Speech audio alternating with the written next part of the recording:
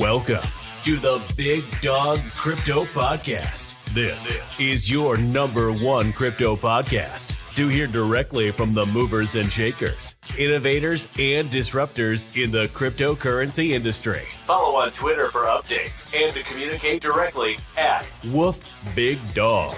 That's at Woof Big DAWG. Now, here is your host, the one and only Big Dawg Crypto.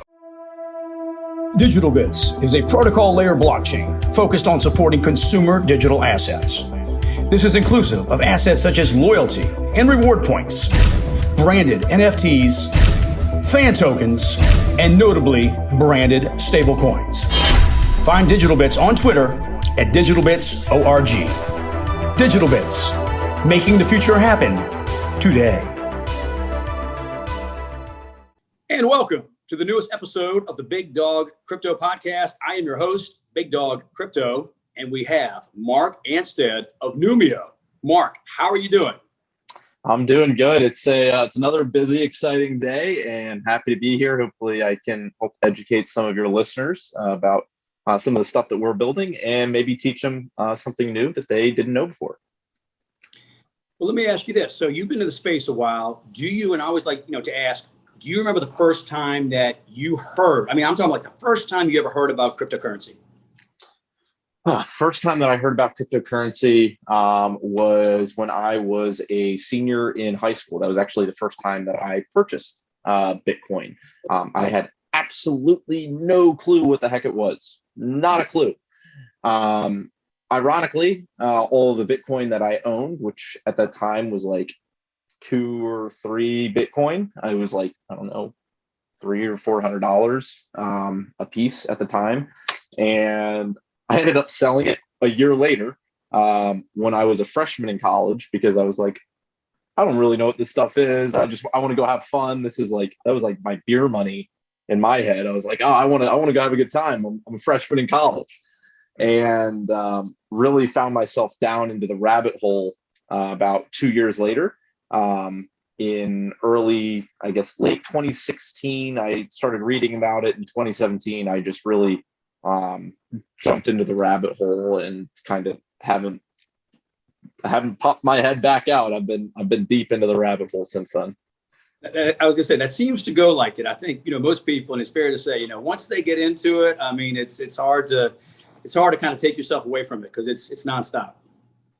That is yeah, it's an understatement. I guess the first step is kind of having like something just like that click that where you're like, oh, like I get this, like I understand its impact and its implications that it can have.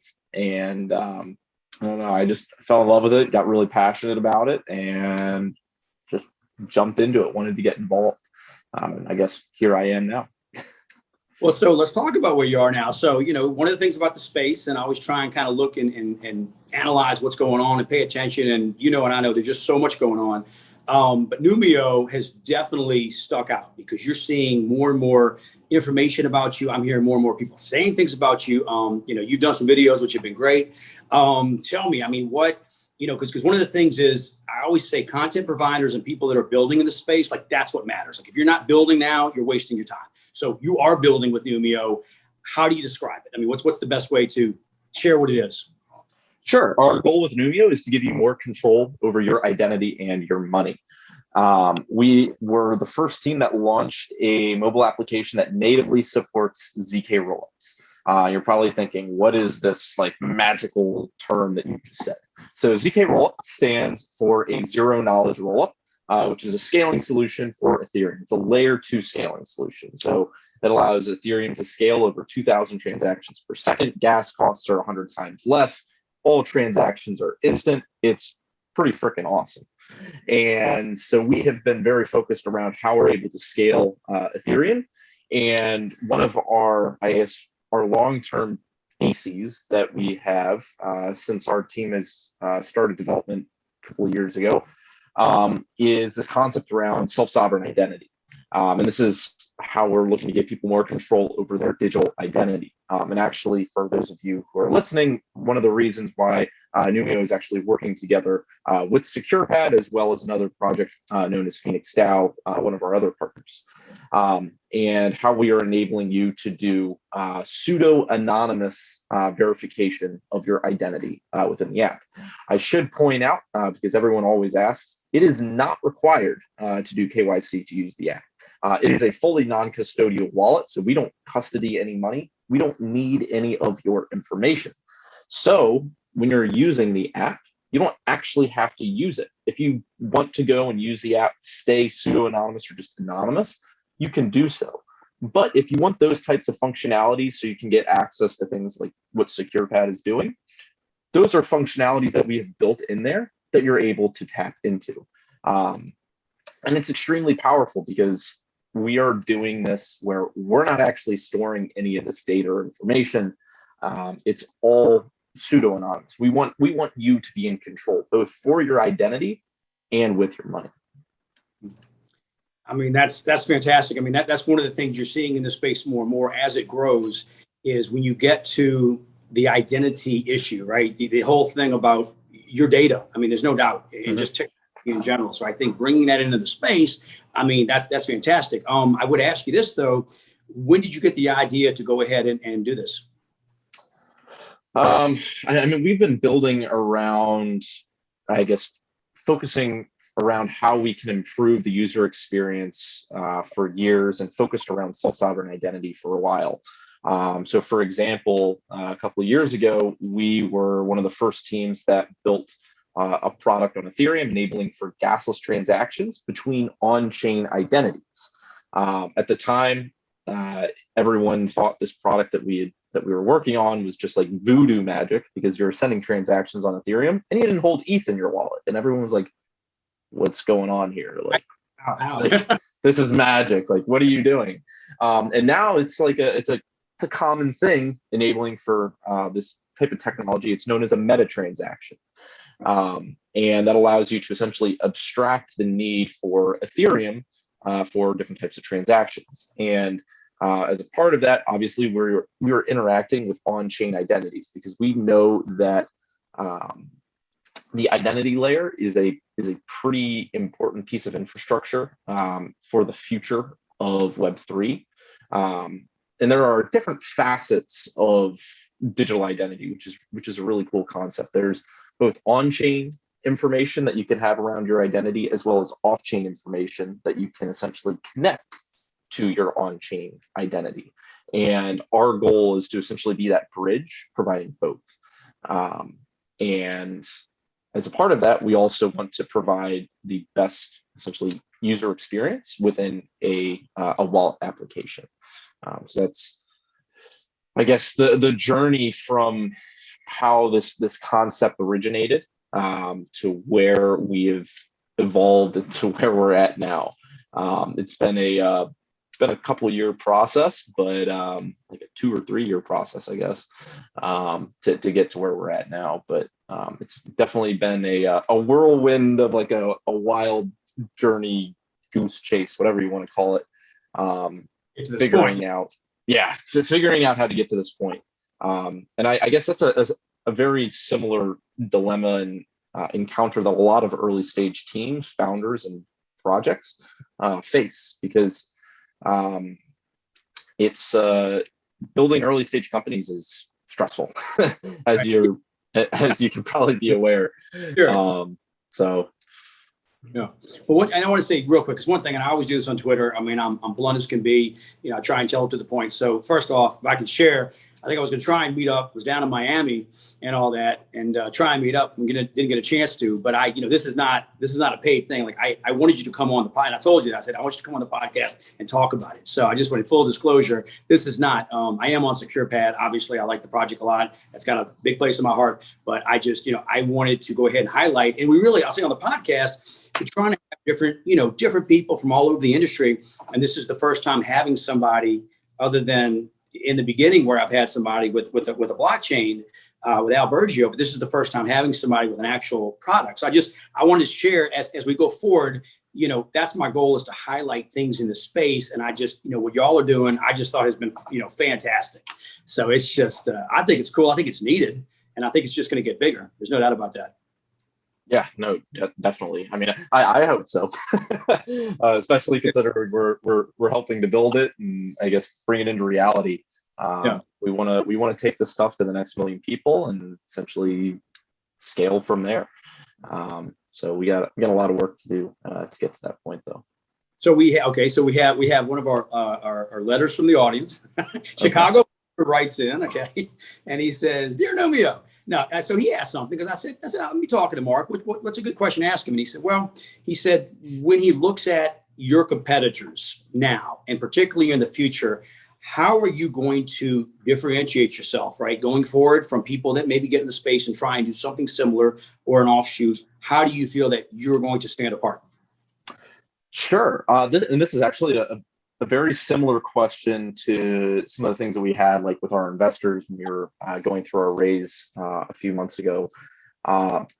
It comes down to a few things. One is having a fast-moving team and being forward-thinking, because that's what it comes down to in this space. You have to know where these environments are going. And as many people know in crypto moves very, very fast. So you have to be able to know where the industry is going before it actually happens.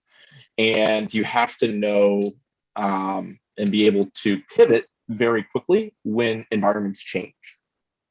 And on top of that, you have to be extremely good at listening, both for your own users as well as some of your competitors.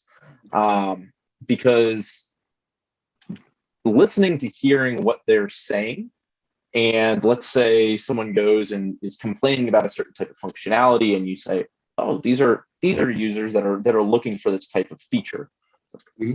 You poke the bear and say, "Hey guys, this is something that we need to build. This is something that people are looking for," because when you're dealing with Web3, it's an open ecosystem, and since it's an open ecosystem, you can go and take your money wherever you want.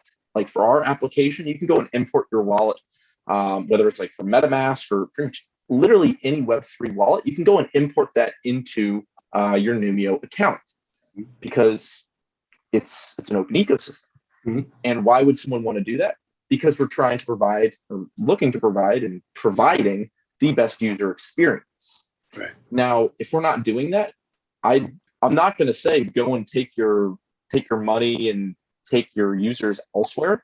If someone else is providing a better experience, then people are going to go to a different product.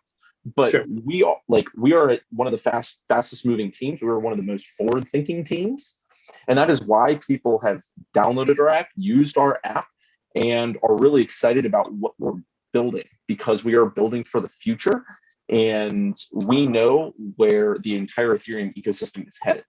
And we are building that user experience directly in your pocket. And so that's why when I say it's an open ecosystem, you can go and get a different type of experience from a different wallet. I'm not going to be upset. I won't be mad. But just know you're going to be able to get the best experience using Numio. And if you have a feature that you want to see included into the app that isn't in there currently, you let us know, and we will work to bring that in there, because we listen to everyone in our, I guess, in our community, because we really value their feedback. We value their thoughts and their critiques, because that helps to make the product for you. We're not necessarily building this. I mean, we are kind of building it for ourselves, because like I'm a power user of the app. Like, so I'm kind of building it for myself, but like we're building this for you, for me, for us, to essentially be able to access different types of technologies and be a part of the future of finance and build our own wealth, because that's effectively what this technology allows you to do, and that's what we're providing.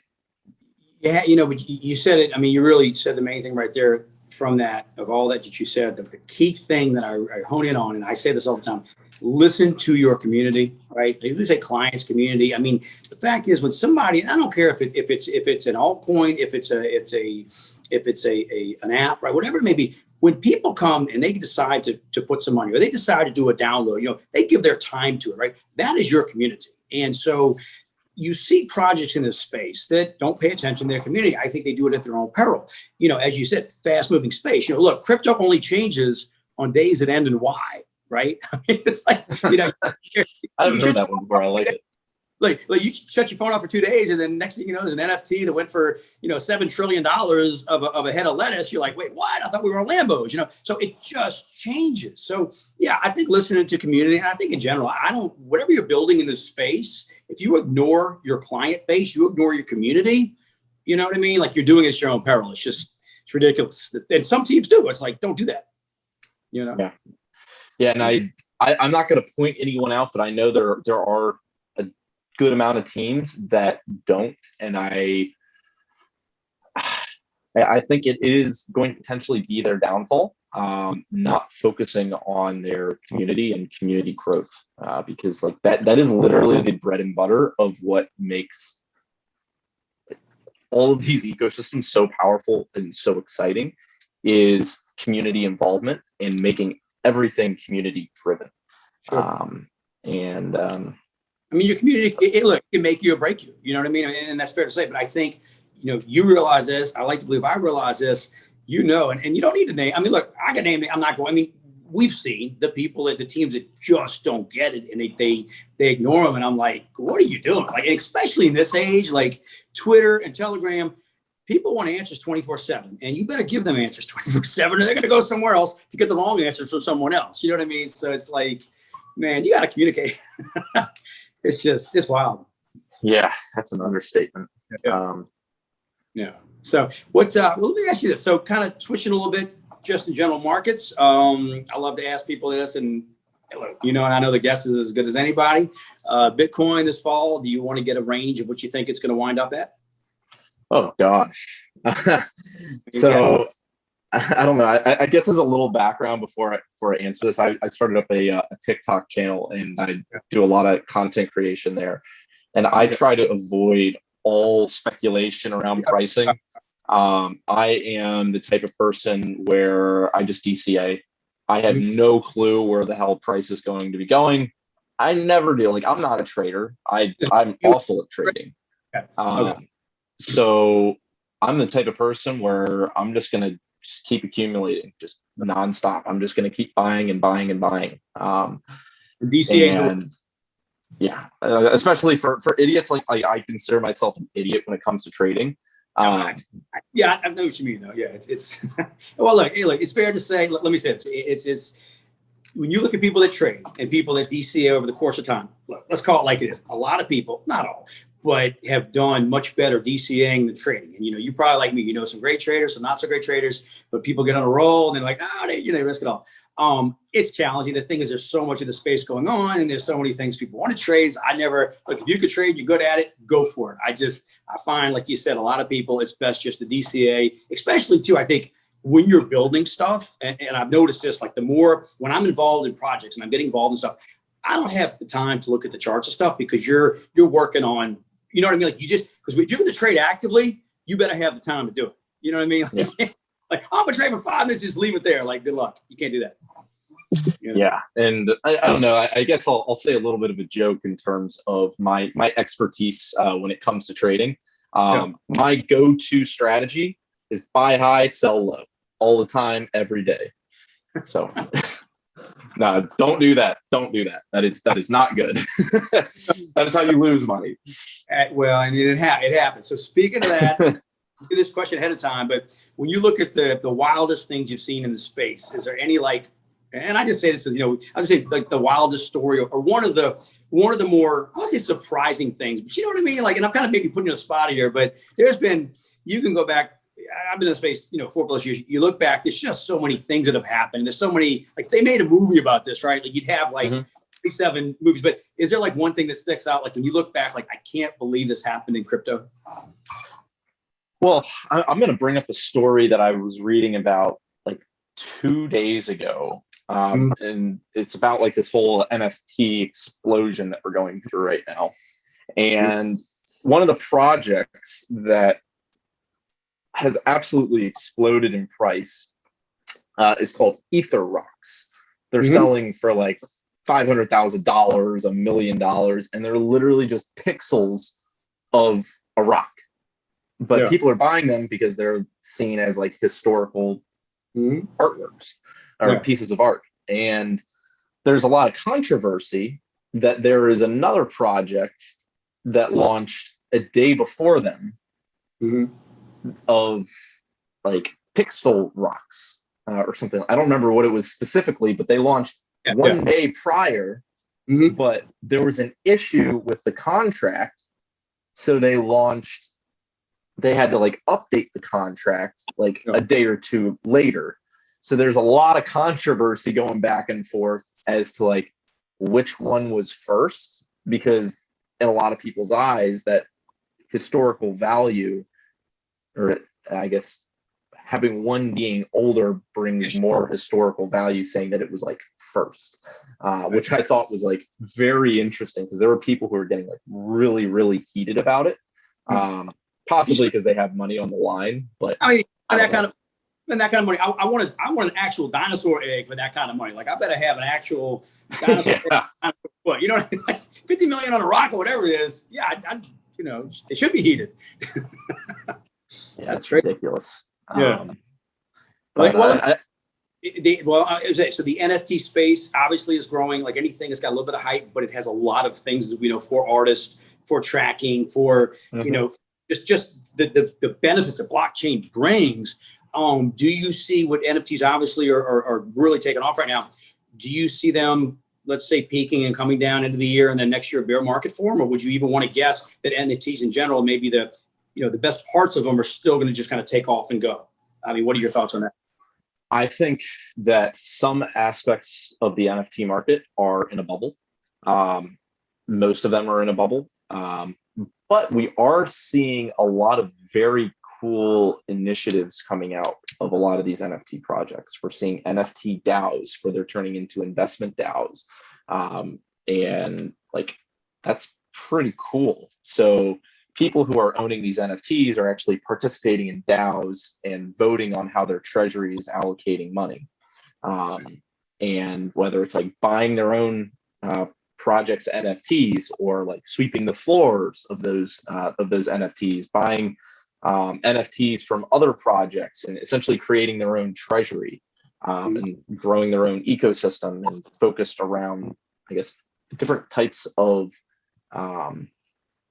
goals that their project has, whether it's like saving humanity, feeding the hungry, whether it's like saving bears, sharks, whales, whatever it may be. We're seeing a lot of those pop up, which I think is very interesting. They're obviously, all of these are extremely experimental, but I find it very fascinating. I think we are definitely going to be seeing somewhat of a similar ICO bubble that we saw in 2017, because they are the same type of it's the same tool to raise capital, but it's viewed in like, it's a gray area as to whether it's legal or not, because you're selling artwork. But I will say for a fact that the technology behind it and the adoption for it is going to explode. I think that that's going to be one of the biggest pieces of tech that is going to onboard a lot of people into crypto. I think I'll call it the gateway drug for crypto, like in DeFi, because it's what a lot of normal people can relate to. And I think that when we do see that bubble pop, people are going to be freaking out, because NFTs are incredibly illiquid. Because when that demand dries up, the prices are going to plummet. Obviously, if prices are skyrocketing, people are like, oh, it's great, it's awesome, because like people are making a ton of money, because NFTs are just extremely illiquid. So when the price pops up and there's a lot of demand, I mean, it explodes. Because if you have 500 pieces, 5,000 pieces, 10,000 pieces, that's very, very small, and they're individual pieces. They're not fractionalized. So the value of them moves very quickly. And if and or when demand starts to decrease, those prices are going to go, and we're going to see a lot of pain in the space, which is going to stink. The one about the rock, and I saw that. How much did they pay for that? I think it was like $600,000 for the one that I saw recently. Wouldn't be surprised if people have paid over $1 million for one, though. So, and we can't give financial advice, but if somebody bought the rock for $1 million, like, run, you know what I mean? Like, oh, I got an NFT of a rock. Like, well, you know what? Get paid while you get paid, but just be careful. So, now I'm with you on that, and I think, like, I'm a big music fan. I love the fact of bands could do NFTs, and actually, you can have your tickets right, front row, second row, whatever, and you can have them. To me, what it does for artists and stuff, like, once again, like everything, look, let's be honest, crypto is like that. There's that bubble part of it, but there's the underlying tech that is so transformational, that is so cool to see, and I think, like, I've always disliked when an artist, would release something back in the day, and the record company, oh, just trust me, we'll pay. Well, you know what, now an artist does it, and they could track everything, right? The money goes here, the money goes here, and they know, and there's no more trust me. And once again, it's like, therein lies the benefit of blockchain. And, it's good to see. So. Amen to that. Yeah. So let me ask you, a couple of final questions, personal questions. Your favorite food, what do you like to eat if you have your choice?